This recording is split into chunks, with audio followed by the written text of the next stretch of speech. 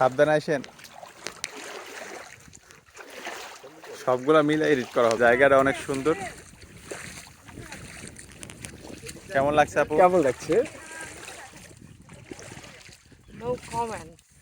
একটা শুটিং স্পটে যাচ্ছি, চটের আগা। পানি বাড়তেছে। ছেলে আমার বড় অফিসার, নাটকের নাম। এখানে অভিনয় করবেন মোশাররফ করিম ভাই এবং নীলাঞ্জনা আপু, আরও অনেকেই, শর্মী আপু, জয়রাজ ভাই।